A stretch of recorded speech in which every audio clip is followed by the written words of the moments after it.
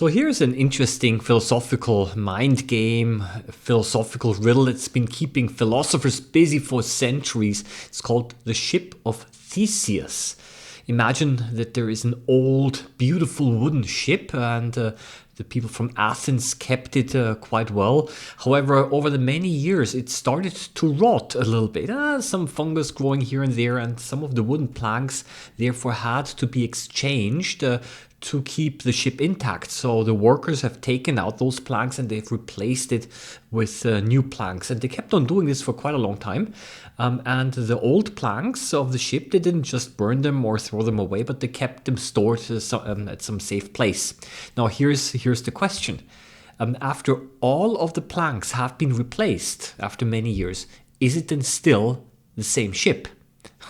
And let's add another level of difficulty here to the whole thing. Imagine that all of those planks that have been stored at this separate place, if someone were to come along to put together the original ship again.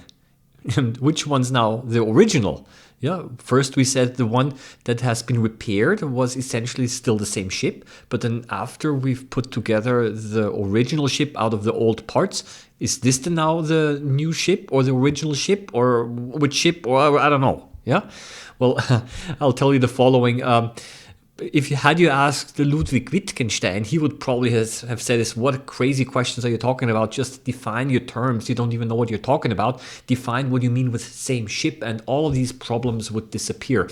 Well, but I am a biologist, and I have to tell you, in the natural world, things like this appear all the time. For example, look at us, at the human body. We are made 70% water. After a certain time, all of this water is exchanged. Are we then a different person? Yeah. Not only the water, but also the cells over time are replaced. And basically, in a couple of years, I'm made of a different material or different substance than I was before. Also, our memory changes. Yeah. So the question is not only limited to ships.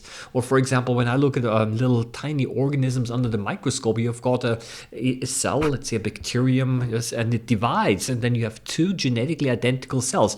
Are they the same? Well, genetically they are, right? But what happens to the original cell? But not only that, there are tiny little worms as well. They are reproduced by dividing. Yeah, what is the whole concept of identity then? Which one's the original worm? Which one's the new one?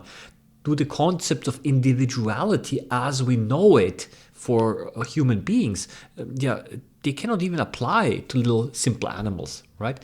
So you see, this concept of what is same and what's different is not really just a hypothetical question that applies to this ship of Theseus, but actually can be observed in nature and in the environment pretty much on every level.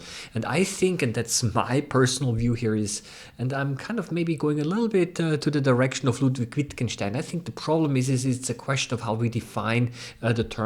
And we as human beings, we like to think in categories. We say, okay, it's either the same or it's not the same. We kind of think binary. But nature does not like to be pressed into boxes. And in nature, many things essentially are gray zones, are transitions, and do not just fall into one category or into the other one. And sometimes, it is indeed a question on how you define the terms. Just wanted to share that with you. And and that's maybe a little bit in the nature of philosophy as well. Ultimately, you end up with more questions than with answers. Have a nice day. Bye-bye.